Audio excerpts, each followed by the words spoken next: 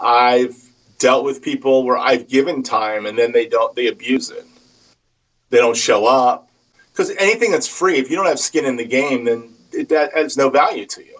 So you have to charge people something. Unless they are super close friends and they show the appreciation in other ways. So it really is a game, and you got to have the right personality. And half the gig is personality, by the way. Half's playing and half's personality, how you get along with people. That's the same thing on a live gig. I wouldn't have got called for all those live gigs in the 80s and 90s if I didn't have the right personality where I wanted to do what they wanted. Because I worked with leaders who said, hey, play this, don't do that, that kind of stuff. I work with a lot of leaders like that still today.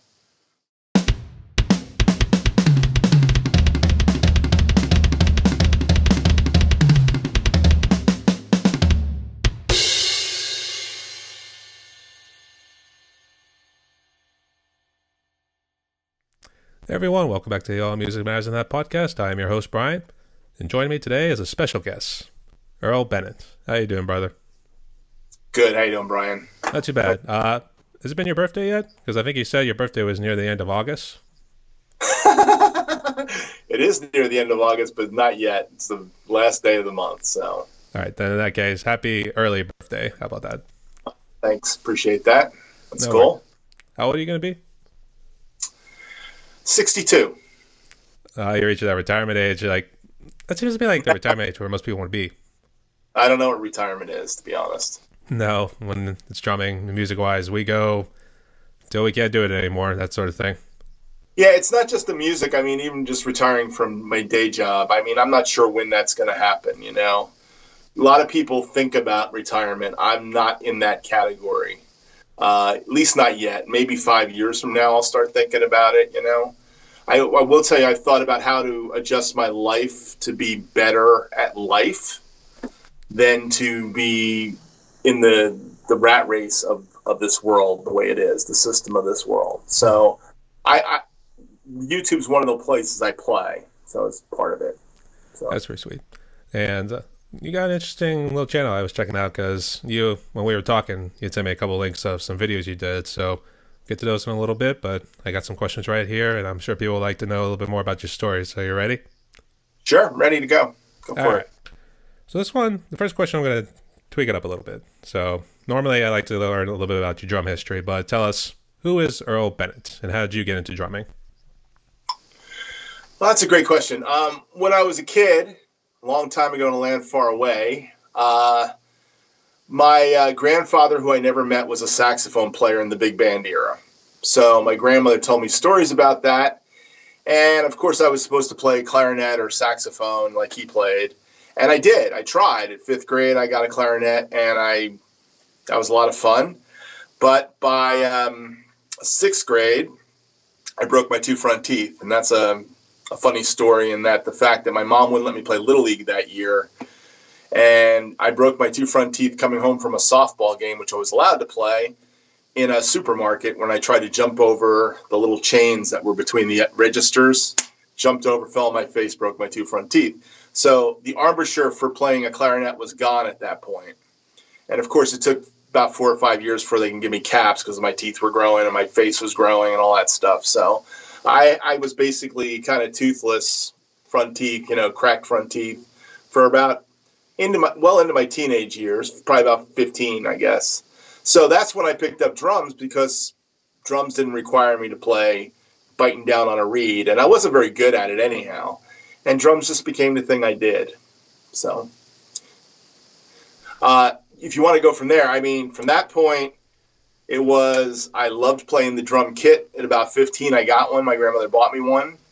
They realized it wasn't going away. And I studied music in college. And by studying music in college, I studied all percussion. I studied mallet instruments, timpani, orchestral snare drum. And then, of course, I was at a school that did jazz. I never got into the jazz ensemble. I played in some of the classes, the jazz classes. I played in some of the shows. And I was basically a rock drummer in a jazz school. So my last year of college, I played the show Grease. And I got the gig because I was a rock drummer. I played 2 and 4. I understood 2 and 4 very well. But I still have this little hidden jazz thing in my background where I like to pull out a jazz vibe. And of course, through college, I learned how to do weddings and club dates and playing with casuals with people, I call them. Back in that day, you would basically go sit in with a band and you never played with them before and just have to show up and know the music kind of thing. And it wasn't knowing the music exact. It was knowing the music like this is a swing tune. This is a a gospel feel. This is a rock feel. This is a shuffle. This, whatever it was, and you had to go in and just lock in with an organ player and a sax player. And I did a lot of those kind of gigs until I got my own band. And then my wife got in the act, and that's about 22 years old. I got married. And I was well into my musical career at that point, playing music. I see. And I guess, have you played in many bands? Because when I was looking at one of your interviews, I think it was with Sting's drummer, sorry. Yeah. Kind of slow at the moment. But I think you were talking about how you knew his dad, and I guess you played in like some other groups as well. Can you just elaborate on those a little bit? Sure. By the time I got married at 22. Had pretty much an instant family, a 3-year-old daughter when I got married. And then 11 months later, my son showed up and I was doing weddings and I had a wedding band with my wife. But about 27 years of age, I went to Nashville and did a record with a Christian band, a CCM band. And when I did that record with them, Zach's dad, Dave, auditioned to be the guitar player for the tours that we were planning on having. And we did a couple short tours. We never made it big and never really took off.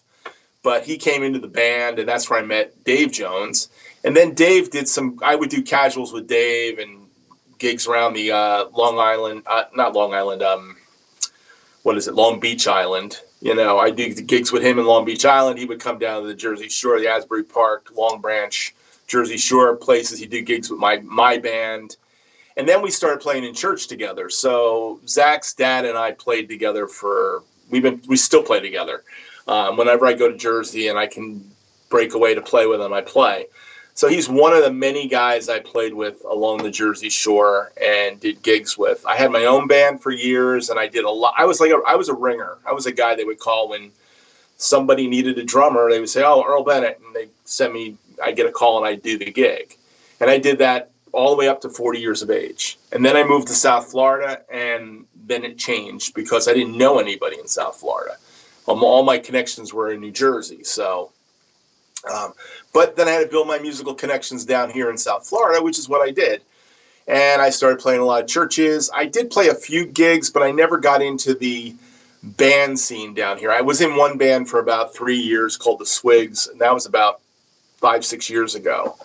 And I had to learn 80 songs, and I learned the 80 songs, and we never really played gigs. We mostly played in somebody's bedroom, practice room, and we would practice once a week, and they would drink beers. That's why they were called the Swigs. They'd sit there and drink beers, and we learned these sets, and then we played like 3 or 4 gigs. I think we got paid for like maybe 3 of them. So that's just the way that band. I love those guys. Great guys, though. I had a lot of fun with them.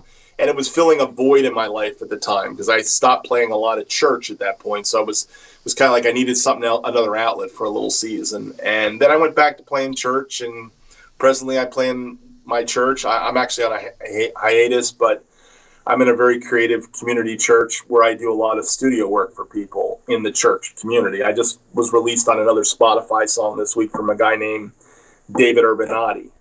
So he released an EP, and I was on one of the tracks. So 2 weeks ago, my friend Danny Brunges, the worship leader, he released an album, an EP, and I was on 2 of the tracks.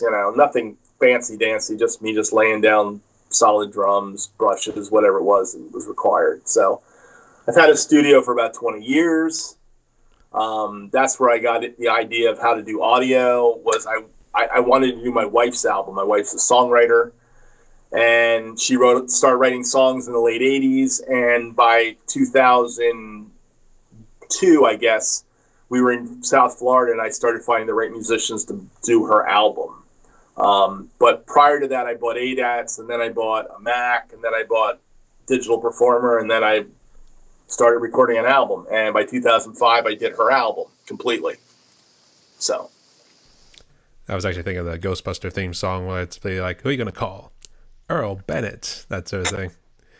But I was one of the many guys that did that kind of thing back then. So it's not as common today. I mean, most places today they want to have bands that are very. Most of the bands in South Florida want to be bands, you know. So they want you to join. I have no desire to join bands right now. Like, I'll work with you if you need me. You can come in my studio. I'll do something for you. But I don't want to be in your band. You know what I mean? mm. At least I haven't found the right thing where I want to be in the band. So that's the other thing. They do more of session musician work, so to speak.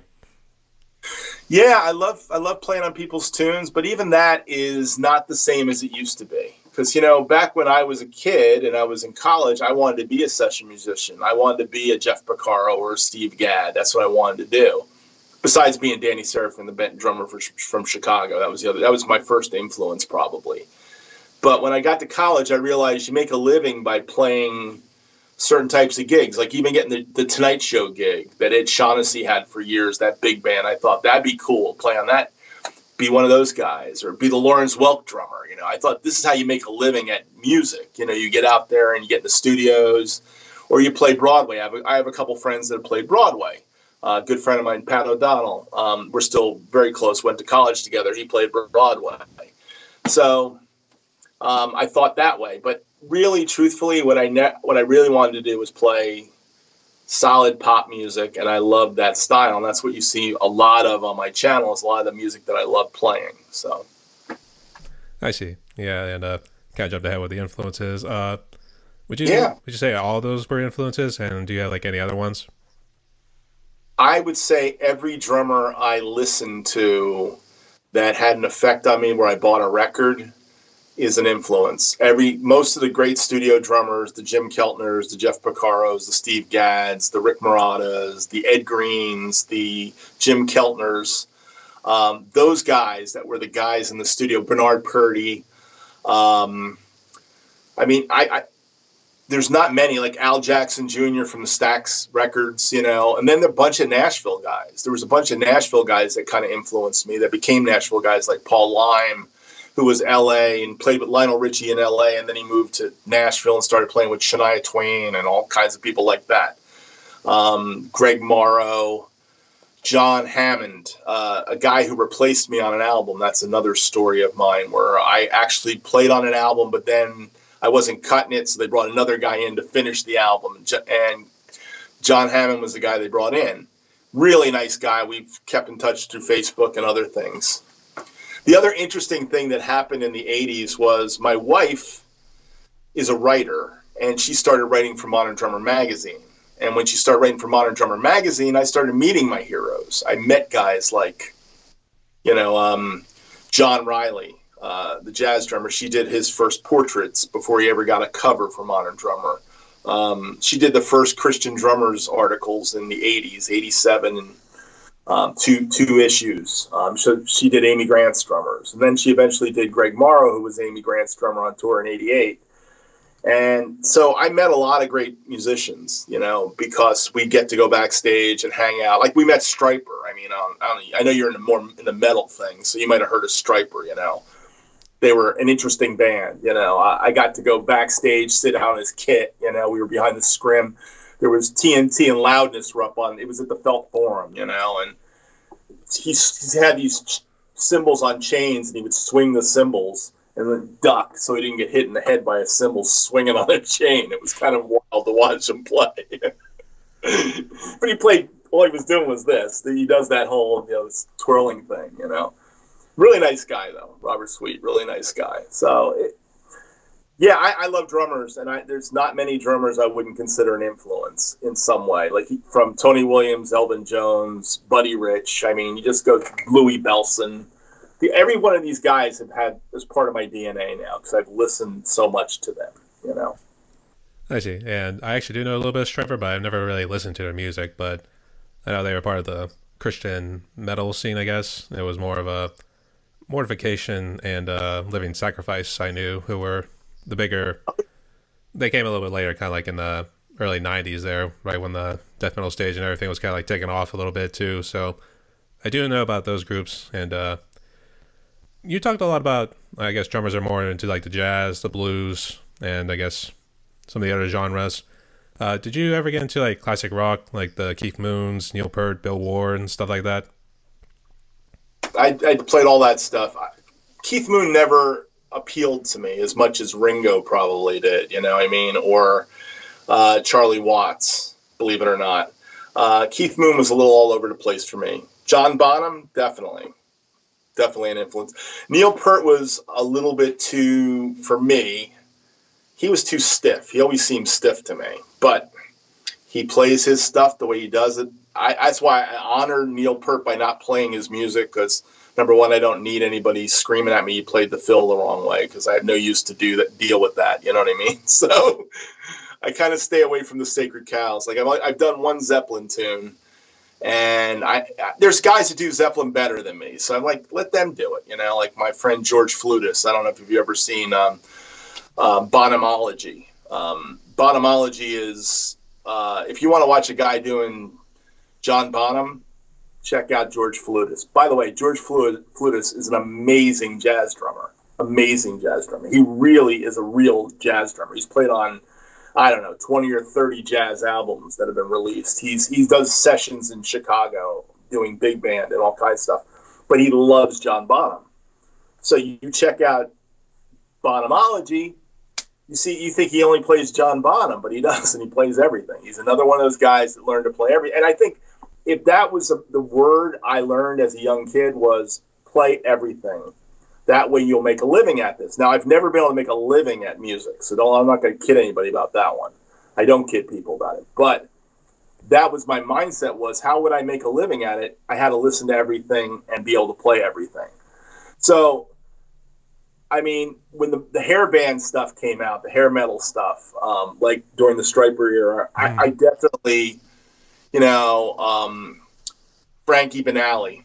Matter of fact, Frankie Banali sat in on my kit one day because Quiet Riot was at a wedding we played at. And they wanted to come up and sit in with the band. So the guy played my kit. The whole Quiet Riot band was there. I have a good friend whose brother is Dee Snider from Long Island. And he played with Twisted Sister, okay? Dee Snider, Twisted Sister. Yeah. And he's a good friend of mine in my other life, my safety training life. And we're good friends.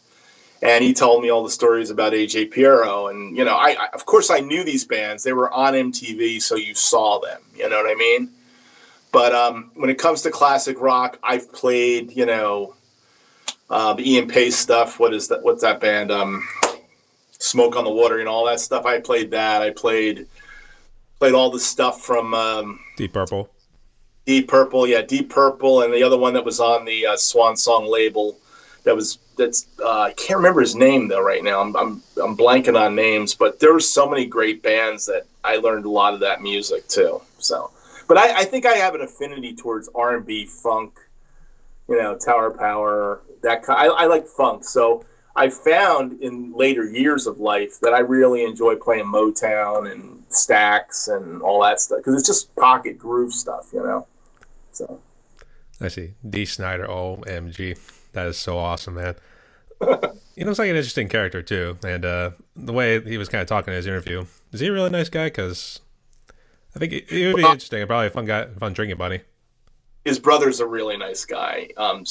Dee Snider seems like he's probably down the home. Their family seems very down to earth. So I've never met Dee. I wish I had, but, I've got connections, like 1 degree of separation kind of things, Not to Kevin Bacon, though. I'm still not close to Kevin Bacon, but. Oh, really? Actually, we know. I think his wife is Kira Sedgwick for Kevin Bacon. The closer, yeah. Oh yeah, did you watch that show too? Yep, watch that show. Oh man, how many times did the wife make you watch it so many times? From like the beginning to end? I liked it, but here's the funny thing about my wife and TV. She watched it one time, she doesn't want to see it again. So, we can't go back to it, unfortunately. I thought it was a good series. I would watch shows like Law and Order for years. I would go back to it. We can't even watch Law and Order, so we don't watch Law and Order. But the only thing I can go on repeat is HGTV for some reason, House Hunter. Oh, really? I think with Law and Order, I think it's a hard business trying to figure out which episodes you have seen, unless you have good memory and stuff like that. So I feel like that would be tough because it seems like they always got something new, regardless of like whether it's like Law and Order, SVU, or just regular Law and Order. So, I mean, it seems like a lot to like absorb too. So I can see what you mean, but I don't know. I can understand some shows. Maybe some shows I was like, I probably would have thought of it differently, but it was a good show nonetheless. I would say like Breaking Bad was probably the example. I feel like I don't know if I can go back and watch it again, to be honest. Maybe like certain episodes, but not like the whole thing from beginning to end, that sort of thing. Yeah, Breaking Bad's one of those shows that I got in the first season and a half, I guess, and I just couldn't go any. Once he killed the guy in the, with the acid in the bathtub, that was it for me. I was kind of like, I'm done with this show. I can't deal with this one. But then there's other shows I go a little further. You know what I mean? So TV's an outlet. It has to be something that edifies storyline to some extent for me. If it doesn't edify me, I'm going, I got it. I understand what this is about. So, but I've heard that some people love that show, so I'm not dissing anything. Yeah, it was. I guess it's for certain people. I guess if they like kind of go into the crime and the drug underworld, that sort of thing. So yeah, people like those kind of TV shows. So I know which one you're talking about, but no, he was already dead. They were trying to dispose of his corpse, but I guess he had to do it in a specific plastic container, because if he did it right in the bathtub, it would cause everything to fall down. And that's what Jesse Pinkman did. He put him in the bathtub and did all that acid or whatever it was. It just fell right through the hole in the ceiling there. And you just see a disgusting, practically half desiccated corpse, really. So. Yeah, that's the one that kind of got me. So I was kind of like, I've had enough of this. So it was. Yeah, we don't know what we're walking into. So, all right. I got it a little bit late, but talk about your set right there. Is that the set you've been rolling with for a good while, or I guess how many sets have you had? I have like 3 main kits. This is a concert tom kit. I bought these. Actually, I traded for half these drums. I bought a few of these drums. This is pearl fiberglass. I took the covering off, so it actually is just fiberglass shells. That's all they are. And they're very old. They're like 70s version of concert toms. Concert toms have no bottom head. So this has a very specific sound. This is a very dead rock sound from the 70s, early 80s. They were very popular. Lots of toms. Neil Peart used 4 of them over here, and then he had double-headed toms over here, and he had 2 bass drums, and he had floor toms.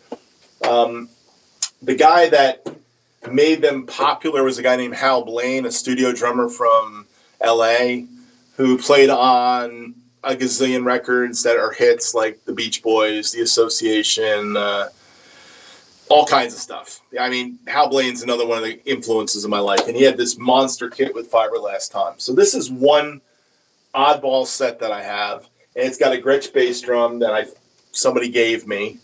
So this kit's kind of my thrown together studio kit that sounds great, doesn't look great, but I love it.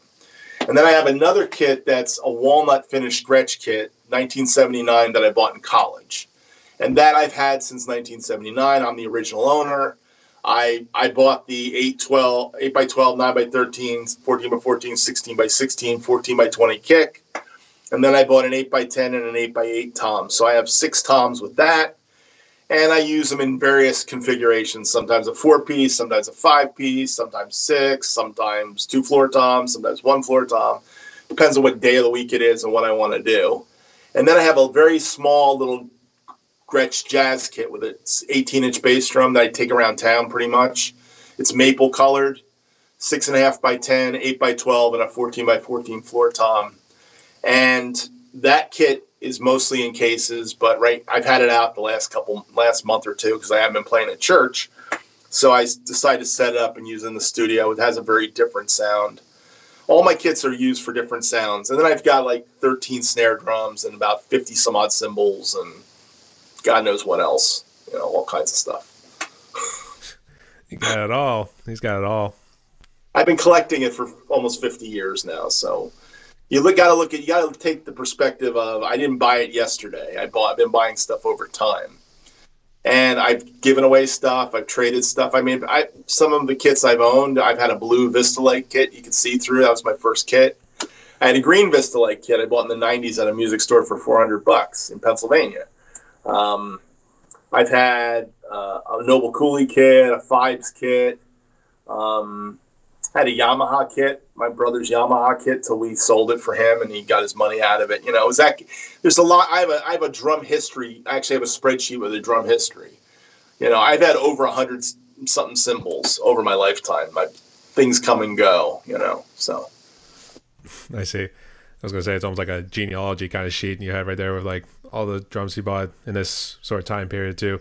Do you keep it in like a garage, or is there like a separate room where you got all these other drum collections that you have? I have everything's in my studio. Okay, I'm in what we call Studio B. I actually have 2 rooms in my studio. So this is a separate room. It was a 3-car garage converted into a studio. I converted it about 17 years ago when we moved here. It's got bookcases behind me on this wall. On this wall is a door and a chase lounge, and I usually have a black, you know, drape or whatever you want to call it, hanging up there on that side. And then I've since put some foam on the wall. This was the worst sounding room for drumming, period, until I started putting things around the room.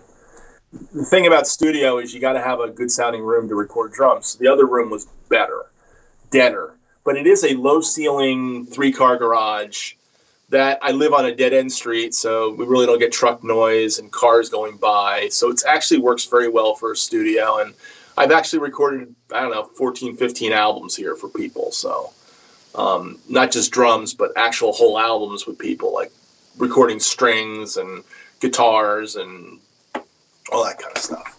So you got the big studio and everything. You could be Earl Bennett Studios. Come down at the end of the dead end street here on the cul-de-sac, that sort of thing. Yeah, we call it Sanctuary Sound, but I don't rent it out. I tried to do that for a while, to have like a public studio and put it up in Guitar Center. And after a couple bands coming in that just were headaches, I kind of learned, nah, it's not worth it. You bring some metal band and they're smoking weed and you're over in your backyard and you're going by your pool and you're going, I don't need this, you know. So you kind of learn, you know, which you're willing to tolerate, you know. So I see. I guess can you talk about that story? I guess you said you tried to do a studio in Guitar Center and then obviously didn't work out, but I guess what was that like a little bit? I guess how did that work out? Well, I didn't do a studio in Guitar Center. I used to actually advertise my studio at Guitar Center. I'd put it up on the bulletin board, say Sanctuary Sound, come record here. And then I would get people that would pick up the card and go, oh, and call me, and then I'd bring them in. They kind of want a certain price, and I've done some things with people with certain prices that just are ridiculous, you know. And they like I had this one guy. He goes, "I'm making a demo to go out and get work. I'm going to have really short songs, like 1 minute of each song, but we're going to do 7 of them." He comes in the studio that afternoon with his band, or that morning, and he's doing 7-minute versions of things like Sunshine of Your Love. And he was terrible. So he used up all the time, and then he wanted me to mix it for free. And I'm like, dude, you used up all the time. You were supposed to come in here with very specific cut tunes, and you came in here with 3 and 5 minute and 7-minute songs, jamming out. And now you want me to mix your album? You want me to mix your songs for your demo for free? I'm like, no, you're going to have to kick up another 10 hours for that. So I did. And then he wanted to sit there and be there as part of the mix, which really was a bad idea for this guy because he had terrible ears. He couldn't sing. And he basically sat there while I mixed and said, I want my vocal, I want my bass louder. And he just messed the whole thing up. I gave him exactly what he wanted and handed it out. I said, just don't put my name on it. Don't put my name on it. And that was his demo. Of course, they didn't get any work. They sucked. They were terrible. But that's when I said, why am I doing this for this kinds of people? For cheap. So now I'm very particular what I do for people and pricing, and I basically don't give pricing. Like, they go, what's your hourly rate? Well, my hourly rate can be $50 an hour. My hourly rate can be $40 an hour. I could do it for free if I want to. I don't do it to make money, but I don't tell people what the hourly rate is anymore. I say, what's your project and what do you want? And what are you looking to do? And how are you going to record this?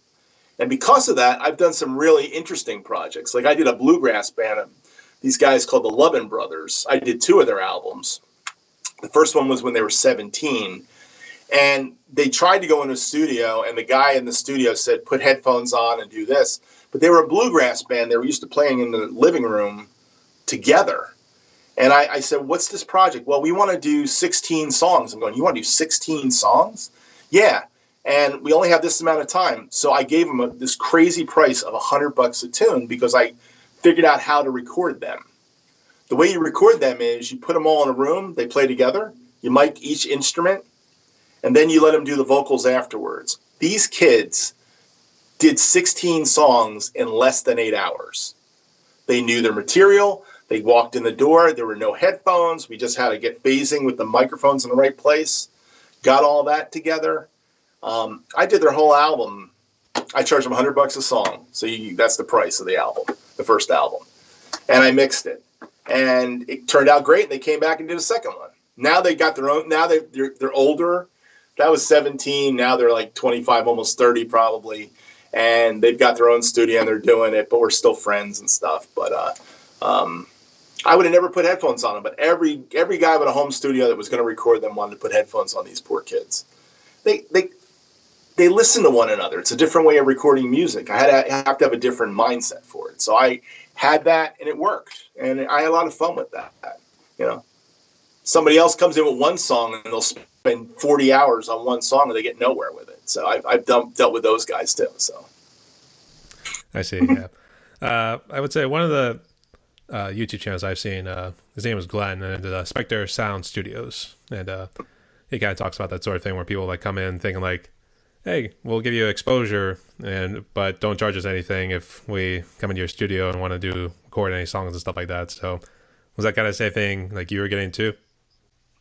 I've dealt with people where I've given time and then they abuse it. They don't show up because anything that's free, if you don't have skin in the game, then that has no value to you. So you have to charge people something, unless they are super close friends and they show the appreciation in other ways. So I've worked on projects with people where they're super close friends and I want to work on their project and I'm doing what I want to do, which is playing drums. But when a guy comes in and says, I want to bring my drummer and blah, blah, blah, it's like, you want to bring your drummer? This is the rate I'm going to charge you for this. Because I don't know what your drummer is going to do. And if I'm not playing drums, I'm engineering, I got to make money on it because I don't love engineering. I can engineer, but I don't love it.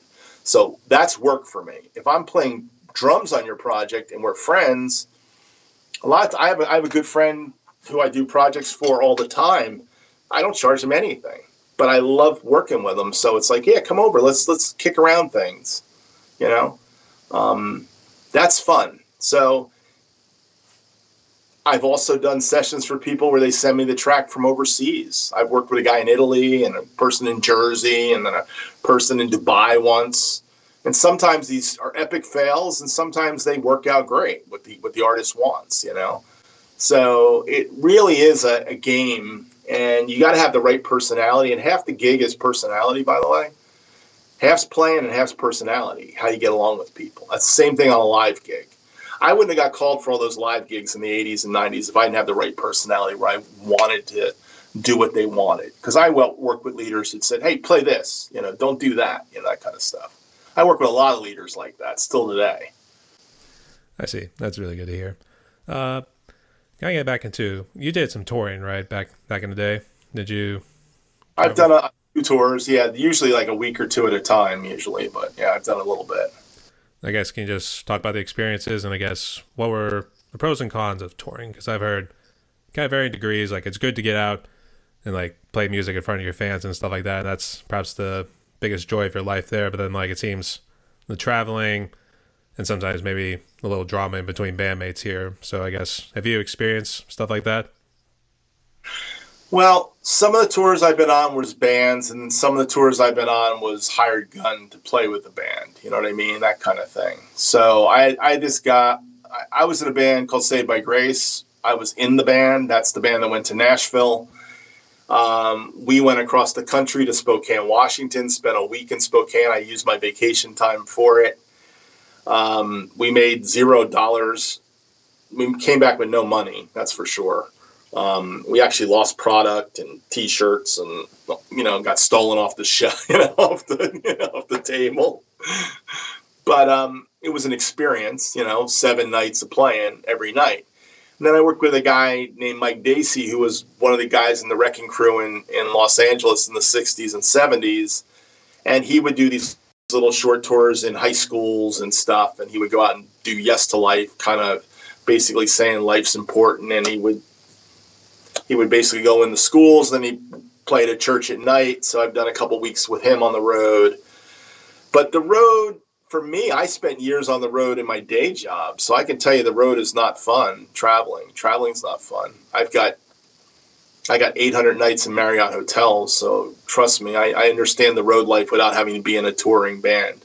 I have played on some big stages. There's a big festival in Pennsylvania called Creation Festival. I played at that in 1990 on the main stage. We did a couple other big stage Christian events that year too. So I was in a band called Water at the time. We never went anywhere either, but it's just another one of those things. You're in a band, you go tour, you do something, you get the experience of being there. Being on the Creation stage was the first time I ever got drums in the monitor. It was 1990, and the sound guy's going, "You got enough kick?" And it's coming through, boom, boom. It's like, yeah, I'm not used to having kick in my monitors ever, Of course, today I play in churches where you're playing with in-ear monitors, and like this Sunday I'm going to play at a church with in-ear monitors, and I'll make my mix up, what I want to hear of me and what I need to hear of everybody else, and playing with a click or not playing with a click and all that stuff. So I've done all that too. So I see, yeah. There are some of the drama too where some stuff like does get stolen too, and I guess, did you ever have any like squabbles or any fights with any bandmates? Maybe not between you, but have you at least seen something like that? I'll tell you an interesting one, since you want one of those. Not with those guys that we all have our things with bands that we're in. There's always stuff with bands. My wedding band had stuff, you know what I mean? The worst thing I did was I did for a friend of mine in town here in West Palm about 5 years ago. He was playing in a Shania Twain cover band, and he couldn't do a gig. He couldn't do one gig. And he said, "You can do this gig. Can you do it for me?" I said, "Sure." So he passes my name to the Shania Twain lookalike, and her husband, and basically throws my name to them. They call me up and said, "Well, I need you to do a couple rehearsals." They're not paying me for the rehearsals, but they want me to do a couple rehearsals. But it's for my friends. So I said, "Sure." So they came to my studio to do the rehearsals. And the first time we're doing the rehearsals, they're rehearsing a brand new band.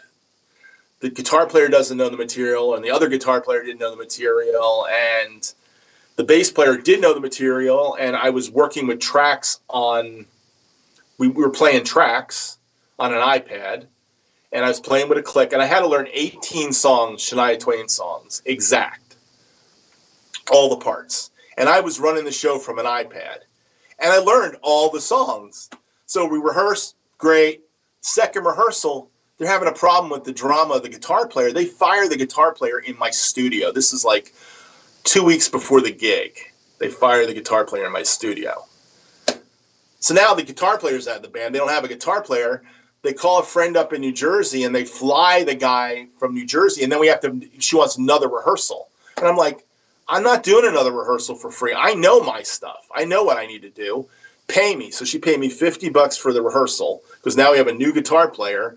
The other secondary guitar player, he wasn't even playing the gig anymore, or maybe he was just singing on it. He was like a backup singer guy. And the bass player. We do the rehearsal. The Saturday for the gig comes, and it's going to rain. It's an outdoor gig. I'm at the gig place at 4 o'clock. It's pouring. She calls me up and says, "We're not doing the gig. It got canceled." I said, "Are you going to pay me?" "No, not going to pay me." "You didn't play the gig. We're not paying you." I'm like, get the heck out of here. She has the audacity a month later to call me for another gig. "Do you want to play another gig?" I said, "No, that's it. No, thank you. Screwed once, that's it. Over with." And that was my thing when I used to do casuals for people. I would work with people that were not nice sometimes. And I would work with people for money. In the first gig, you could pay me just about anything. But if you wanted me to come back the second gig and I didn't like what was going on, I'd say, you got to pay me a lot more money for me to play this gig. It's not worth it. And I would be flat out, go, "Nope, don't want to do it." because I don't have to work with people I don't want to work with. So that's how I've dealt with drama people, and I've had plenty of those. So now I sound like a hard guy to work with. I'm really not. I'm not the hard guy to work with. I've worked with some people that are just complete a-holes. Yeah, you could say it. Thanks. I didn't know if we were going to go there on this kind of show, so I could have said it, but you know. Well, I mean, no, you're gonna go ahead and say it. I don't really mind either way. It's free speech. That's all we can say there. But I'll just pay it up in confession later on. That's for sure. Yeah, no problem. Yeah, that always seems to be a problem too. That's why like some bands don't tend to like last very long, especially when you run into those kind of people too. So yeah, that's why I go back to Glenn and like his Spectre Sound Studios. That's why I always liked it when you do it and show like examples, maybe with like social media threads and stuff like that. I guess with like other people who are being producers, like what you're doing, and then like he would show like this is sort of the conversations that's going between them. So they're either very high on something, or they're just plain stupid, that sort of thing, or a combination of the two. So, I guess I missed this question too. But what sort of drumsticks do you play with? Just to kind of jump away from that. I use a 5A drumstick.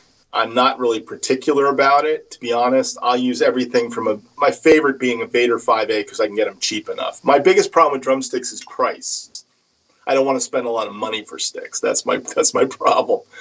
I grew up in a period of time when you used to be able to get a decent pair of drumsticks for $3 a pair. Okay, when it got up to $6-7 a pair, I was kind of like, okay, do I want to spend $6-7 a pair? When it got to $9 a pair, I was like, I don't want to go for $9 a pair. So at that point in time, Vader was putting out 4 sticks in a pack, selling 3. You pay for 3 and get 1 free. So I got kind of hooked on Vader 5As. I used to love Vader Fusion sticks for years, or the Steve Gadd Vic First stick. I like that. It's a lighter weight stick, and trust me, I've got plenty of them. But a good old 5A, anything that's good old 5A works. Now this is a Vader second called Goodwood that they sell at Sweetwater for about $3 or $4 a pair. So if I'm not buying Vader 5As in the 4-pack, I'm going for the Goodwoods for $3 or $4 a pair. But I have a friend who's got a Diodario deal that got me a nice opportunity to try some ProMarks. So you'll see me playing some ProMark Rebound 5As right now, and a couple pairs of the Fire Greens on some of my newer videos, because I've got 16 pairs of sticks for an extremely good price. So Diodario, if you're out there and you want to give me drumsticks, or you want to give me any kind of a break deal, I'd take it in a heartbeat. They make great products. I mean, Vic, Vader, Diodario, they all make good drumsticks. None of them are making bad. Even their seconds aren't that bad. And I'm not really a stickler for the banana thing. I do like weight, and I kind of learned something about ProMark with the rebounds that probably I would go for their other version, which is more weighted to the front. Rebounds are weighted more to the back. So, but when I got them at that price, it didn't really matter to me. It was like, I'm going to play these till I go through them all. So, you know what I mean? Yep. Play them until my arms fall off, that sort of thing. Yeah. I guess, what do you love most about drumming?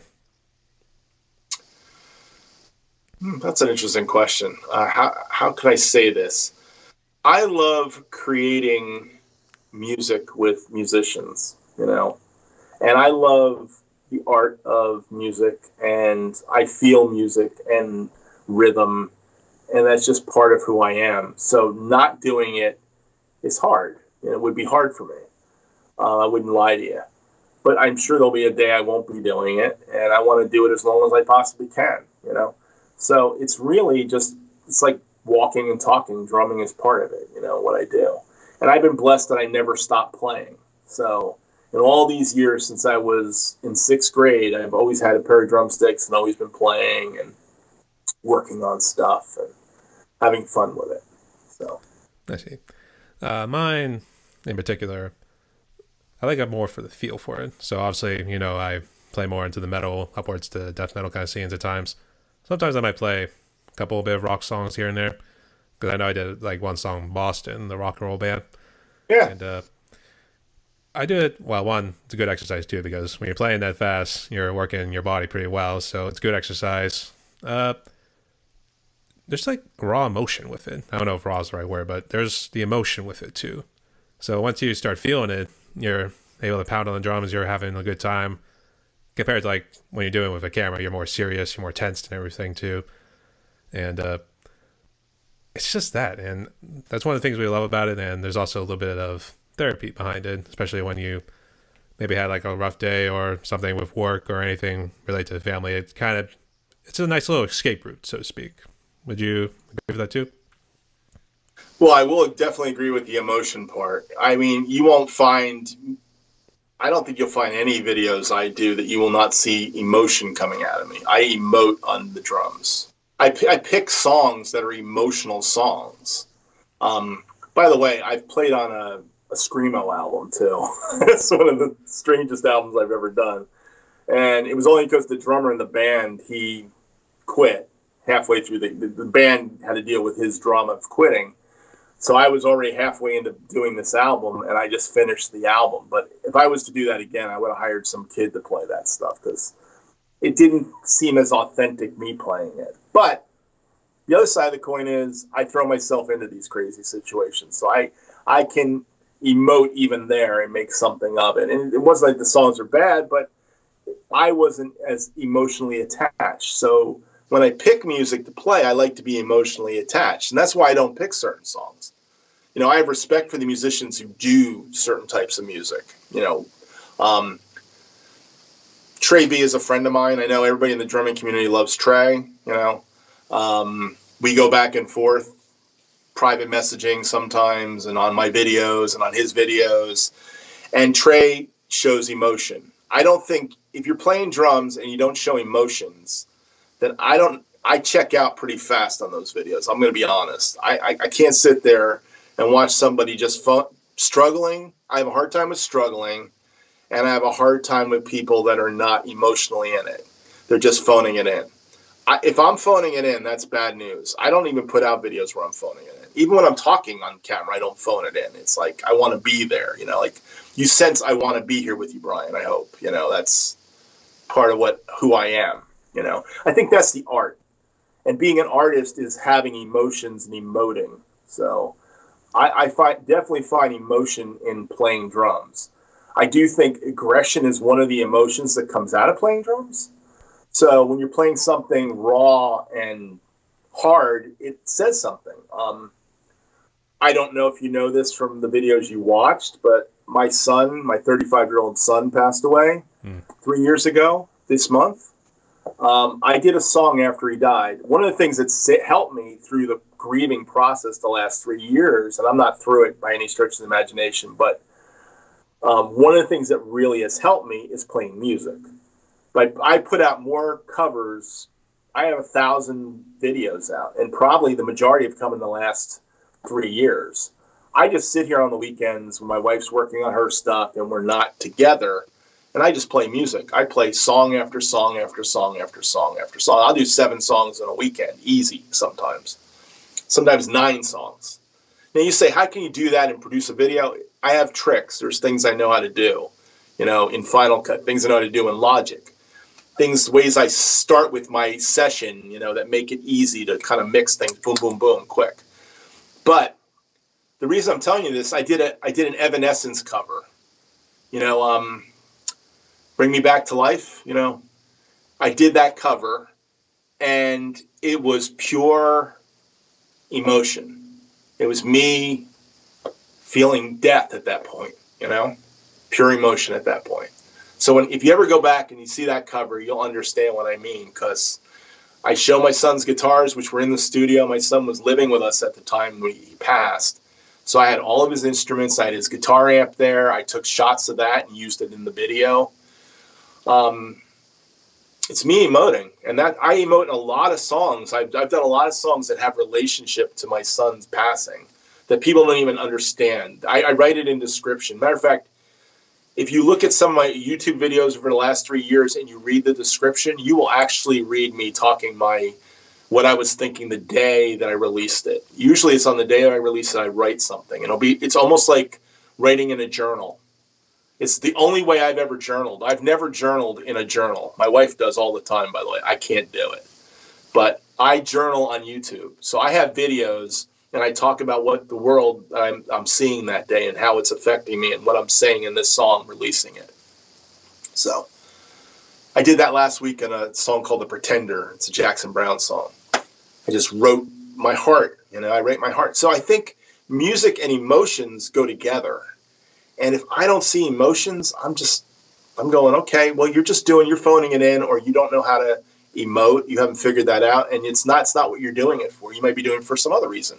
And I do think there are people on YouTube that are playing drum covers to get views and likes and followers and whatever else there is. And that's not what I do this for. I do this to express the art in me. And do I get gigs from this? Do people see me? Do I do sessions sometimes? Yeah, I've done that. Have I done drum lessons for people? Yep. All because of YouTube. But it's not why I'm doing it. It just happens. It just comes to me. You know what I mean? Absolutely, too. And I'm really sorry for your loss. I know it's been a couple of years, so I did hear about it. I think it was the first link I clicked on, and that was, I guess, when that was your Q&A session when you had brought that up too. So, and if you want to talk about your son, was he playing a guitar too? I guess, was he in a band? He studied music in college. Kind of followed in my footsteps on that one. He played in lots of different bands at different times. Played in church. He was a guitar instructor. He had a teaching method, and he taught. And a lot of his students still contact me and say, "Oh yeah, I loved Matt, and I loved studying with him." And I run into people all the time that knew Matt. And Matt was a special person that could communicate love to people, can communicate, meet them where they were at, and share life with them and connect in a very deep way. And I really came to find that out after his death, even more so. But he never saw his potential, but he never really wanted to be the big star. He enjoyed teaching. That's what he loved doing. He loved teaching. Just like my wife's a teacher. She's a college professor, and she teaches at university level. She never wanted to be a teacher. She became a teacher in her 40s. It just came out, for my day job, I teach people how to do safety or climb ladders or whatever, different things like that. So I've got teaching in me too. So we all are teachers, and all my kids have got some teaching gift in them, so that's part of communicating and emoting too. It's another aspect of it. But yeah, he was a songwriter too. And I have a few of his songs I want to finish, and one day I will finish them. But that too has been a struggle to get to that place to do that. So, but I see. Talk about your wife a little bit. I guess, how'd you two meet? And I guess you said she writes for the Drum magazine?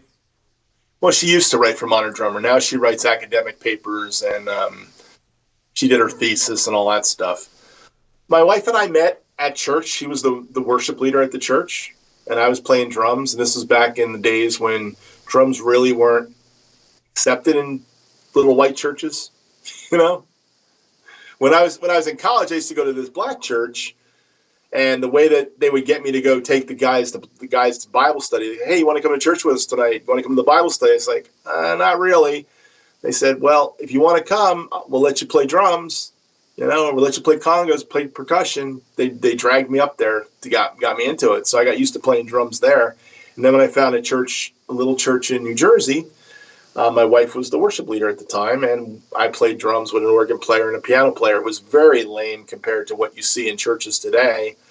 I actually am on some of these worship drummer groups, and what worship drummers talk about today, click tracks and sounds and muting drums and big snare drums and big cymbals and have to be heartbeat and all kinds of other stupid stuff. I sit there and go, that's not how I learned how to play music in church. I learned how to do it just by playing with people, and I've been playing in churches for 40-something years too. So, but that's where I met my wife. So. Sounds like an awesome woman too. Gotta get a fish, as I would say. She is a awesome woman. We're almost married 40 years. It'll be 40 years in March. So next year. Yeah, very close, buddy. Thanks. Yeah, my parents actually went through something similar not too long ago, so it's a major achievement too. It's good to see they stick around a little bit because I know some families they're probably lucky, at the very least, probably get through maybe a couple years together. Especially this day and age, I know probably back then they're probably on happy marriages, but they probably would go maybe a decade at most and stuff like that. So I guess to kind of get into that kind of topic, if you're married to a musician, I guess what sort of I guess compromise can you form to kind of make sure you're both happy, that sort of thing? Marriage is compromise, dude. That's what marriage is. Marriage is about two people. My wife explains it this way, so I'm really quoting my wife here. And my wife's a communications professor. Okay, she wrote a book called Communicating Love. So she does relationship communication. So her first book she wrote was about relationship communication, communicating love. And she talks about marriage this way. When you're married, before you're married, you're on two separate paths. And marriage is when you decide you're going to get off your path and get on the other path, and the other person decides to get off their path and get on the path and be there together. And that's how a marriage works. Now, to be on the same path together, you're still negotiating like, well, I want to go this way, I want to go that way, I want to go here, I want to go there. You know what I mean? But you're in it together. And if you're not in it together, that's when the marriage becomes a struggle and it becomes a problem. And I'm not going to say we haven't had those impasses and those things we've had to deal with, you know. But love has a way of pushing through it if you can let love be the reason why you do things, you know.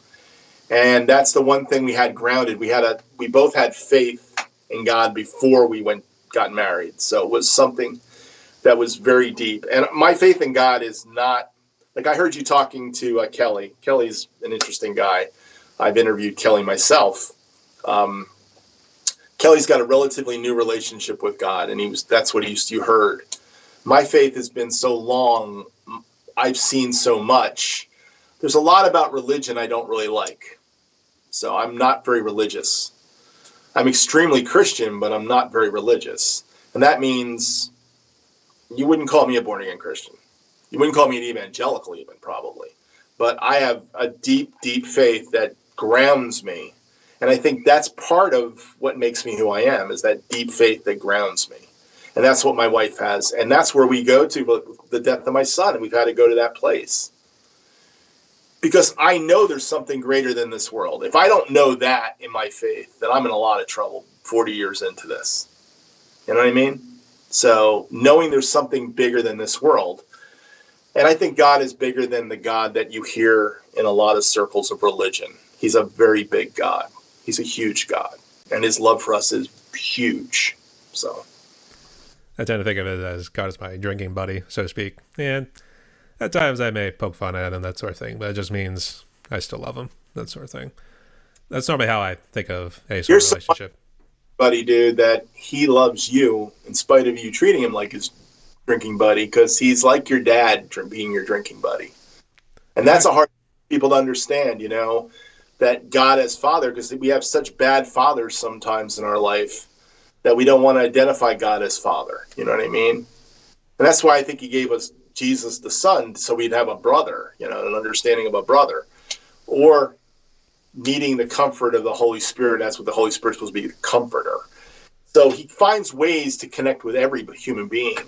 But I think the biggest, and you know, the other thing I've learned is that people don't realize how damaged they are, you know, and God has room for the damaged people. He has more compassion than he is about the letter of the law. And that's the problem with religion. Religion's about the letter.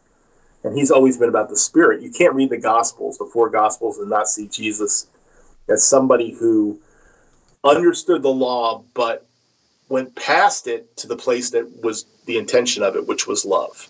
It was never about power, never about seizing the world and the power. This world's not about that. It's about how we love one another and care about one another. So that, when you get that kind of an understanding, you can get that in a lot of different ways. I know Buddhists that have that understanding that Christians don't have. Okay? I know Hindus that have that understanding. I also know those that are extremely religious and they're stuck in their law too. So to be on Judgment Day, but I do know that God loves us. That's the one thing I know. Well, so yeah, it's a bad mix when you start getting nationalism and other stuff kind of intertwined within it too. So I can see what you mean, and that's kind of the problem you see like these days, or at least that's what the media seems to portray. So it's really a bad toxic mix, if you know what I mean. Well, I do. I was in Jersey seeing a friend recently, and he was going to one of those churches that ended up being a Christian nationalist church. Now, if you were to see the church I go like an extremely left progressive church. Not that I'm a left progressive at all. I'm probably way more in the middle of everything.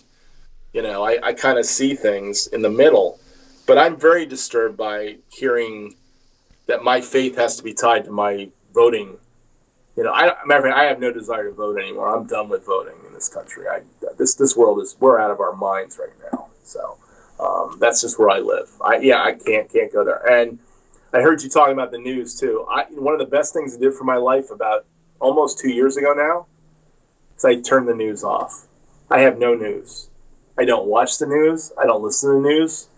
I still get it because you can't be in this world and not have it thrown at you somewhere. But I don't listen to stuff anymore. And you know what? I feel better. My heart feels better. My life feels better. I feel more at peace, And I think that's where you want to live. We all want to be at peace. None of us really want to be all jacked up all the time. And that's all the media is doing. Matter of fact, my wife wrote a book about this. It's called Sanity. It's called, was it called Silence, Civility. I'm actually gonna be interviewing her after this for my channel. So I should have this down. She writes these long titles. That's my wife. Silence, Sanity, and Civility in the Digital Age. She studies media ecology. There's actually a study called media ecology. It's how the media is affecting the way we live life here. And she's been a media ecologist for the last 20-something years. So she's pretty deep. She's super deep. Yeah, I understand. I sit at her feet and kind of learn from her. So, but or you watch from a distance, make sure and be like, "This is some dark stuff here, woman. I don't know what you're doing here, but I wish you best of luck too. It's looking good and everything. So you do what you do." She doesn't have to watch it to know it. She saw some of the stuff you're talking about today. She saw that 20 years ago. It was coming. This is nothing new. And I don't know if you realize this or not, and I'm not a technophobe. I'm not a Luddite, okay? That's not me. But technology and science, we're being sold that that's the answer to everything. Well, we're not really looking at the ethical consequences of some of these things. And that's really where this world's got to start talking about the ethical consequences of these things. That's what my wife does. That's what she does. Absolutely, too. And that's very good to hear because I know there's a little bit of a crisis of meaning, and this is perhaps some of the things I agree with on the right, for instance. There's definitely that crisis of meaning, but I think at the same time you can't really just bash liberals for the ideas they want to try to put in the government-wise. I feel like you need that kind of multi-party system. You can't just say like, "Oh, I hate liberals because of this and that," and yada yada yada, or the same way with vice versa with conservatives, that sort of thing. So you really have to find a middle ground, as you were kind of talking about. You said you're kind of in that middle there too, or I don't know if centrist is really the right kind of word, but you know what I mean. But I think music, in a way, acts as that sort of middle ground as well. Would you kind of agree with that? I definitely agree with it. You can find the middle ground. I think the artists have always been trying to find the middle ground. Unfortunately, now it sells to basically go left or right, depending on what genre you're in. If you're a country artist and you're singing progressive songs, you're probably going to have a tough time selling your stuff. If you're a pop artist today and you're singing conservative ideas, you're going to have a tough time. So we're living in a very interesting world that we're living in right now. But I will say, if you want to talk about something in the bigger picture, the biggest problem we got going on is the way this world was formed, and the world we live in today has been formed over the last 600-700 years. The white, European culture coming to the United States, and I think there's a reckoning going on in the world because there's a southern hemisphere, they think differently than the northern hemisphere. There's an eastern way of thinking that's different than the way the West thinks. And I think that in this globalistic world we're living in, we better start adopting each other's thoughts and finding the middle ground, because it's not about power. It's about us all being able to live together. And to live together, it really does come down to love. Love is what we need to do that. The Beatles kind of had something right there. I'm not saying it wasn't soupy and a pop song, but it comes down to love or power. Problem is, political systems want power. So they're not really about love or caring about people, even though they may act like they are. So when you look at left philosophy of politics, they're talking all the right words of love and compassion, but they're not really thinking about the other side of it. And then you get the other side, who should be the ones that care about love and compassion. You're talking about Christian nationalism, and instead of doing loving and being compassionate, they're hoarding and greedy and everything else. So we've got some really problems with power right now, is what you're talking about. And I don't know how you fix this, by the way. I'm not giving you any solutions to fixing this. I'm just saying I see it. And I think the middle and just loving people and caring about people is all I can do in this world till I die.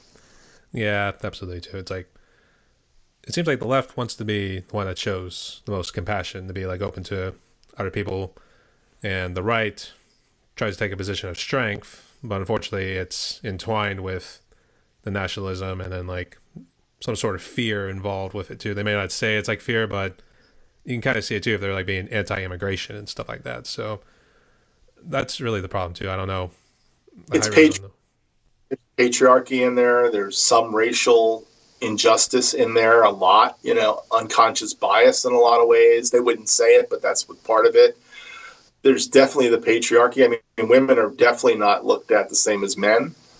You're just you're the wrong color and race, dude, just to let you know. So if you got this heart for people, you're going to have to stay in that place and take a lot of punches. Because I feel like me being the older white dude now, I have to take a lot of punches these days. And I'm starting to understand why now. I'm getting it.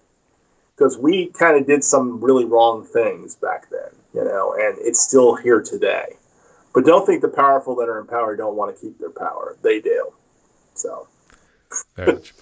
I guess you also kind of do this sort of philosophical wisdom in your YouTube channel too? Sometimes it comes out in Ask Earl Anything. Sometimes I really don't talk a lot about. I try to stay away from this stuff, to be honest. And hopefully you're not seeing. You can't pin me to the right or the left right now, because I don't think you can. Like I said, I go to a progressive church, but I totally understand the right philosophy. I can spew both sides of this coin. I have no desire to be on either side of it anymore. And I really haven't for years, but I think the middle ground is the best, safest place to be if I want to be caring about others and loving others, And I think if you care for your brother, you care for your sister, you show them love and respect, and you realize you're the same as them, that's a love position, not a power position. You know what I mean? So, but I talk about it sometimes in what I write in my little diaries on YouTube videos. Like, I'll pick a song for a reason. Like, I picked one the other day. It was another Jackson Browne. Jackson Browne had 2 songs for me last week. One was Doctor My Eyes. The other one was Doctor My Eyes. And I wrote about Jackson Browne seeing the darkness of the world. Now, he wrote that song in the 70s, late 70s, probably. He could see it then, the darkness of this world. And he saw too much. He's like, I see too much, man. Doctor My Eyes, don't let me see this, is what he's basically saying in this song. It's heavy. Just as heavy as, probably one of those dark metal bands you're listening to, what they're trying to say, right? They're all trying to say something. Now, I wish I could understand their lyrics. That's the only problem. That's, the little pig squealing. You have to have the album cover to understand their lyrics, so. You know what I'm saying? Yeah, others, I know many of those bands, that's probably the only downside with the death metal scene too, but a lot of it tends to be a little political, maybe a little bit more left-leaning, so to speak. other times they get a little anti-religious too, so that's kind of the dark side of it. But that's what you would expect too. But I guess just to kind of jump into your YouTube channel, I guess when did you start it? I guess what do you hope to keep achieving with it? Well, let's talk. That's a great question. Thank you for asking that one, and that's an important one too. I joined YouTube in probably 2006 or 7. Basically had the channel at that point. As soon as you join up, you get a channel. I didn't post a video of me doing anything because I didn't have a video camera worth talking about at that point in time until about 2010 when I got a Droid phone. And I did a couple videos and I tried to sync them in Logic, and I wasn't very good. And Logic and video work doesn't really work. But I did a couple oddball covers. And then like 2012, 13, 14, I did a couple Vic Firth covers for myself. Had about 10 people that found me somehow, you know what I mean?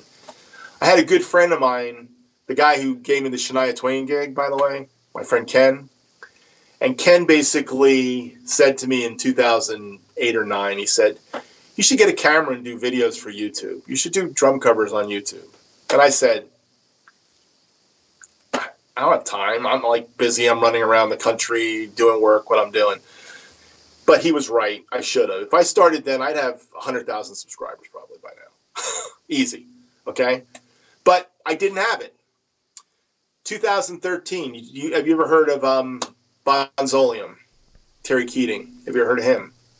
I do not know, actually. That's a new name I've heard before. Bonzolium. He's the one who started George Flutus and Bonhomology, by the way. Okay. Terry Keating is the quintessential bottom freak. He also loves equipment. He loves cymbals and stuff. And I bought a Paiste 505 cymbal, which was a vintage crash cymbal, in 2013. And he was the only guy talking about Paiste cymbals at that point. And he was talking about 505s. And I was watching him, and my wife walked in the room and saw me watching one of Terry's videos. And Terry's very much like, he sits behind the drums, he bangs the drums, he's got one mic, one camera, beating it. That's all he would do. And then he'd sit there and go, well, the way to this is blah, blah, blah. And he'd talk like 20 minutes. He'd just talk to the camera, and he's funny. And just kind of like what I do with Ask Earl Anything in a lot of respects. But he was doing it first. I'm not going to take the credit for that. And my wife walks in, and she goes, what are you doing? I'm like, oh, I'm watching this guy talk about Paiste 505s. I'm trying to learn more about what I just bought, this cymbal I bought. She goes, you could do that. I said, you think so? Yeah, you should do that. Left a little seed in my head. 2016, I talked to the camera about Paiste cymbals for the first time. And then she wanted to get in the act. She loves getting in the act. And she came on and she did an intro for the show, and then I did one on John Hammond, my experience in the studio. Now, I only had 20, 30 people watching me at that time. That was 2016. And then I did a video called Long Train Running by the Doobie Brothers. And some guy named Something by Adam found me and made me drum one of his drum covers of the week. So that video jumped to like a couple hundred views, and I picked up a few more subscribers. And then I did a video, I lost my job in 17, and I did a video on how to play in church for church drummers, 5 basic beats. And I put that out. And then I did another video about Danny Seraphin, and I started talking to the camera. I was just goofing around with it in 17. And all of a sudden, I had nothing to do because I was out of work for 10 months. And I was on severance, so I was blessed. It wasn't like, and I was doing consulting work on the side, and my bills were getting paid, but many days I had nothing to do, so I started making drum covers. And then one day, Drumman 190 finds me in 2017, and there's a point to this story. And Drumman 190 finds me and goes, hey, do you want to do a collaboration? I'm going, what do you mean? Well, we're actually doing drum battle. It was called a drum battle. You want a drum battle with somebody? He puts me against this one drummer who really doesn't play very well. I felt kind of bad I was playing against him, to be honest. And then he put me against a guy who was pretty good, and he won. You know, a guy named Jeff Holden. We did Toto's Rosanna, and they liked Jeff better than me. And then they had a contest that year for the first time, Drum Cover of the Year in 2017, end of the year. And I put my video in against guys like Beats by Jay and Jeff Holden and Little Drummer Channel, and a bunch of 10 guys got brought down, and I ended up making it in the top 3, and then I won. And at that point in time, I had 200 subscribers. And I won $100. And the day I won $100, I got 400 subscribers. I had like a pop on January 1st, 2018. YouTube then said, and I was monetized at that point, because once you have over 10,000 views, you're monetized. They said, we're taking the monetization back. You have to have 1,000 subscribers and 4,000 hours viewing to get monetized. This was like after I just got 400 subscribers. And I was talking to a good friend of mine. And he said, you need all this to get it. It'll take you a while to get that, blah, blah, blah. I said, forget that. And I started doing more shows and doing more videos. And then somebody asked me a question. I started Ask Earl Anything. And it became like a weekly show for the 2018. I did it every week. And by June of 2018, I had 1,000 subscribers. I had 4,000 viewing hours, and they monetized me. So I make about $300 a year on YouTube, believe it or not, talking videos. Nothing I do drum cover makes money, just so you know. You can't make money doing other people's music. But talking videos, yes. And I do enough talking videos, even though I've slowed down on that, to monetize. And that was the beginning of my channel, 18. And I went from 1,000, and then every about 10 months, I get another 1,000 subscribers. And I've been steadily getting the same amount of subscribers each month, somewhere between 85 to 120 subscribers a month, every month since June of 2018. And now I've got 6,000 subscribers. Woo! And I just recently subscribed to. Thank you. Appreciate all my subscribers. And I appreciate the people that like me. But I didn't do it for this. At first, it was the challenge of getting known. And now it's become, I do this for myself, for fun. So, and some people love Ask Earl Anything, and they don't love any of my covers. And some people love Drum Talk when I talk about cymbals and stuff. I've been blessed to talk to guys like Zach Jones and John Robinson, who's a famous studio drummer from LA. I've done a couple interviews, and I've interviewed some of my friends, and I've done a few live streams. And I love talking to people and doing what we're doing today, Brian. This is what I love to do, and I'm always blessed when somebody asks me to do this. So, but yeah, that's my YouTube channel. I think it was because you had actually commented on one of my videos. I don't know if it was one of my podcast ones, or it was actually maybe Rich Rawdog Drums who had told me about you. Do you know Rich by any chance? I do know Rich, yeah. Rich, and I've been following Rich since he started back in that day. He was one of those guys back in the day. And I follow him, and I try to encourage him. He puts a lot of live stuff up, and he's done stuff in his house, and he's done stuff in a real studio, and he's a great guy, Rich. I wish I could meet him in person. I've met some people in person. Michael Perry I've met in person. I've met Drum Covers by Bill in person. I've talked to Matthew, Drumman 190, over the phone quite a couple times. I even helped him on one of his interview shows with Stanton Moore. I was co-interviewing that day. He called me last minute. I got this show. John can't do it. He had his buddy John doing it, and I jumped in, and I knew Stanton Moore's career more than Drumman knew him, so I kind of was asking questions. He let me have some of that, so that was fun. But, yeah, I go back to the old school drum community, but the new community I'm not as active in community-wise, so you probably didn't see me, but you might have heard about me from some of the other guys, I see, yeah. I guess I was trying to think. I know Drumman 190 has been a big help too. I was actually happy to finally get him come on my podcast too, and that was a big help in everything, as well as being able to interact with other drummers in the community too. It was funny with mine because originally I was trying to think of what to do with podcasts, and I think I was almost going to mimic what Drumman was doing, like the people he was interviewing and stuff like that. And I know my mom kind of helped talk me out of that sort of thing. But I saw another, I shouldn't really say a podcast. It was more like maybe just a simple talk show on a Drummer's Key. And it has really helped me out because he was talking with Chris, a.k.a. Throwback Drummer. And they just had a nice little conversation for like 30, 40 minutes, that sort of thing. And that's when that so-called seed was implanted in your brain there, and in mine grew like a weed pretty quick, because that was what I decided to do, and also be able to reach out and talk with drummers like you, that sort of thing. So I was on his channel too back in January. I don't know if you know that back then. Um, yeah, I think it was his channel. Yeah. What's his thing is Drummer's Key, right? Drummer's Yeah. Key, yeah. Yeah, Drummer's Key. I was on Chris's channel. Yeah. He was looking for people, and I threw my name in the hat on a Facebook post. I go in the group and look, but I don't post a lot in the Facebook groups, So I did an interview with him. He's a friend. That was fun. I'm glad to see more of these popping up. I was doing a live stream about in 2021 every Saturday, and I would bring guys on like Kelly. I tried to get Drumman. Drumman and I have never connected where he's invited me on his show, and I tried to invite him on my show, and he never came. So if you get him on your show, that's a big deal. But I think we've got different goals somehow. I don't know what that means, but he does what Drumman does. He's always done what he's done, and I wish him well. He started getting these pro drummers on his show, and I was like, gosh, he had Billy Cobham on his show. He had all kinds of crazy guys. I was like, Stanton Moore. I was like, got Stanton Moore. He was supposed to get Danny Serafin in Chicago. I said, if you get Danny Serafin, bring me on. I'd love to ask Danny Serafin some more questions. I've talked to Danny once, but I've never talked to him on camera. And when I realized how many pro drummers that Drumman was doing this year, I backed off doing that.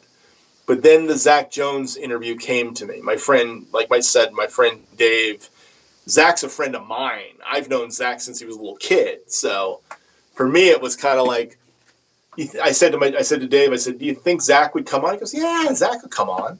So I wrote Zach, and he came on. And I thought that was great because nobody really knew Zach. They didn't know who this new drummer was playing with Sting. He takes a lot of heat for playing with Sting because he's very laid back. He's a pocket drummer. He's not Vinny Colaiuta. He's not Manu Katché. He's not Stuart Copeland. He's not all over the place. He's just solid, but Sting likes it. You know what I mean? And that's part of the gig is if you get the gig, the guy who hired you for the gig must like what you do.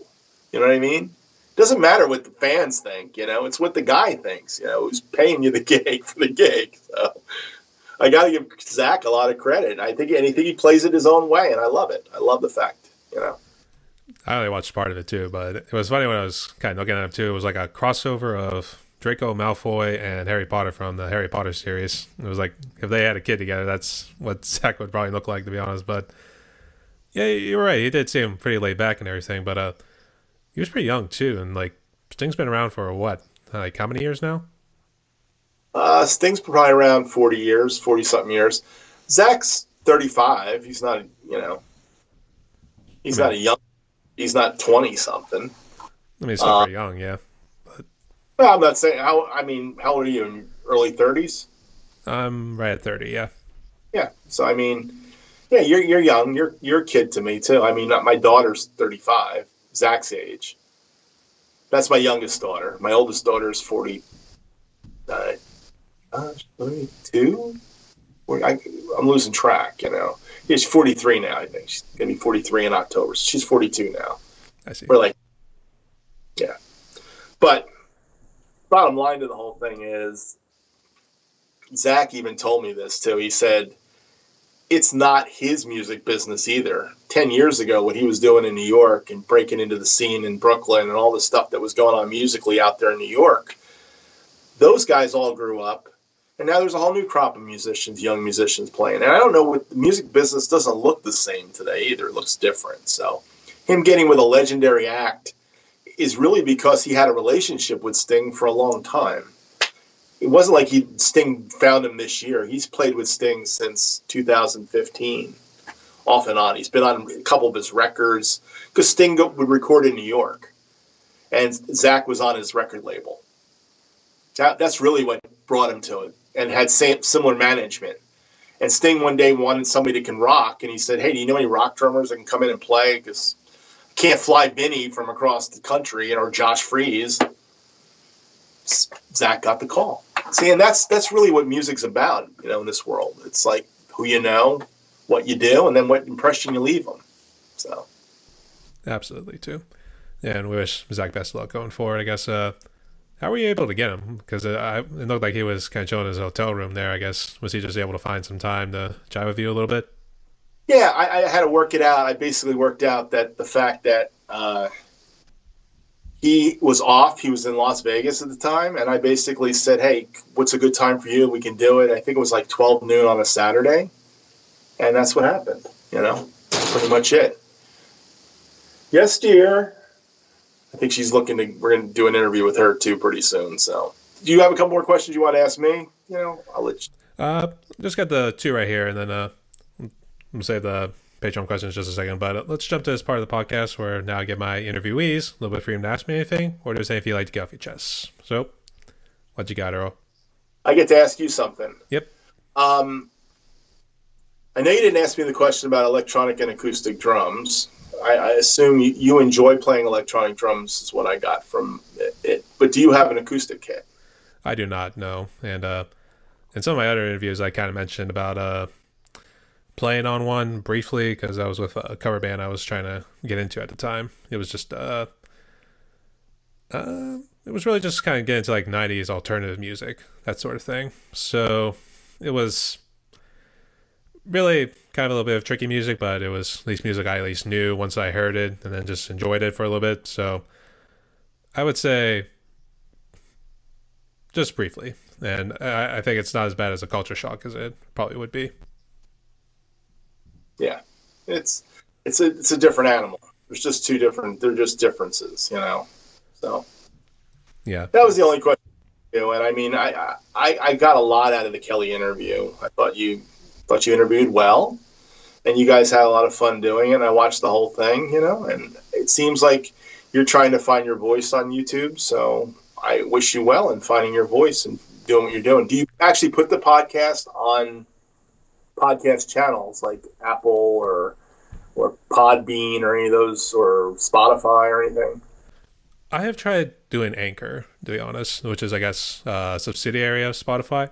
So it's tough because I think most people don't want to give up any money just yet or pay for a subscription or anything like that. So that's really kind of the bad thing to it. And even with like all the clicks you get, it seems like it would just be like fractions of pennies, to be honest. So it would take a while just to even earn like $1 from stuff like that. But that's why I wanted to do Patreon, that sort of thing, to kind of get a nice little, I think it's kind of like a fundraiser sort of thing where you're able to like kind of get money raised to have people look at your products, and then they'll go and say, hey, I want to buy maybe that book for a writer. I want to buy this photography, whatever sort of thing, or I want to check out this musician. So that's why I wanted to get into that and then see if I can get more followers, because when you're first starting off on YouTube, that seems to be like what you have to do, like make money from it, because you're not going to get 1,000 subscribers like right off the bat. So that's pretty much the goal in mind, but have to get more commitment and at least find some time with it, because it is tough working 2 jobs, that sort of thing. And YouTube's one of your jobs, or you work 2 jobs? I work 2 jobs, and first one we just dub it the bank, which is what I work at in Pittsburgh. That's where I currently reside. The other one's a local family restaurant, and it's I just kind of a jack of all trades. I cook, I portion, and I do pretty much everything else. And sorry, my dog's whining in the background there because Bear's just walking the door. So, geez, happy to see him and wants to be loved, that sort of thing. But get back in a job, it's kind of jack of all trades sort of thing. And I help out 4 days a week, and it's a good side hustle. It helps cover all the expenses and everything, so I'm at least able to make full profit from the main job I'm doing. And then it's YouTube and Patreon, podcasting, all kind of lumped together as a third job. It's a tough business to make money at. And that was one of the things I am blessed I didn't have to do that. Like, I built the studio to try to make money with it. And that's why I was sitting here, and I thought, well, it's just sitting here. Let me learn how to do this YouTube thing for fun, because it gave me something to do if I wasn't doing sessions. It's brought me sessions, so I get to do stuff. But my day job pays the bills, and my wife's day job pays the bills. And I always look at this as more as art. And by the way, Patreon, the whole idea of Patreon goes back to the Renaissance, when They basically had patrons would basically pay for the artist to paint on the Sistine Chapel, wherever they were painting, or do stuff. So that's where that whole concept comes from. I just haven't figured out how to make that kind of money with it yet. And I think as soon as you monetize it, it becomes something else. Like I did monetize pretty quick, but I realized I had to not make that my goal to have fun with this. Otherwise, I would have quit this a long time ago. Yeah, absolutely. All right. So it looks like your wife's getting a little anxious because I know she was tapping on the door not too long there. So is it okay we jump to the last question, or did you have anything else? Go for it. All right. The last question I always like to ask, because I always like to get people what their 2 cents are on this, because even though the answers seem cliche, that sort of thing, what sort of message of hope could you give to musicians and people out there who have struggled through COVID, that sort of thing, and we're trying to get back to this so-called light age, so to speak? Maybe normal is probably the better word. That's an interesting question, COVID. I will tell you my experience with COVID was the whole world caught up to my pain at that point in time, because it was solid 6 months after my son passed away. And then all of a sudden the whole world was feeling pain and stress and death and all kinds of stuff. I do think that coming back to life requires faith. You need faith to have hope. Without faith, it's kind of hard to have hope. It's taken me a while to want to go outside and get on a plane and stuff. And I had to travel in March. My wife lost her brother and sister, so it was forced us to a funeral in New Jersey. We had to fly there. It was the first time I got on a plane. I have lived in one of the freer states where there hasn't been masks and all that stuff, so I'm kind of used to that. I think the biggest thing I learned during COVID was to take care of myself, watch what you eat, take certain vitamins, things I do, like vitamin D, zinc, elderberry, echinacea, those things I've taken for my body. It's helped me to stay healthy. I've been blessed, in that respect. But I think it's having the faith to go back into the real world and not be afraid of it. And I'm being pushed there, so I'm jumping. And I think it's kind of funny the CDC's kind of basically said, okay, it's done, it's finished. It's really not finished. We all know it's going to be with us the rest of our lives. It's not going to go away. But I do think we have to think about when we get sick, and then we have to take some precautions. And if you know you're sick, you need to stay away. It's like the old days used to be, you're sick, just work through it. But if you could spread something to somebody, you got to be more thinking about others. Again, that's what I got out of COVID. And that's how I'm trying to live it. But I will say the world is slow, but it's going to take faith and caring for others to continue to go into this world, and not judging others, but having care for others. So, absolutely. And sorry for your losses too. I know I mentioned it earlier with the loss of your son, and I guess with your brother and sister-in-law. So I know those were tough times, but I always say spoken like a true prodigy, that sort of thing. So, yeah. All right. So, Earl, we've reached this part of the end of my podcast too, but if you guys want to also check out some secret questions I'm going to ask him, make sure you come over and become a Patreon today on my Patreon page. I'm going to ask Earl a couple of questions here before we officially wrap up.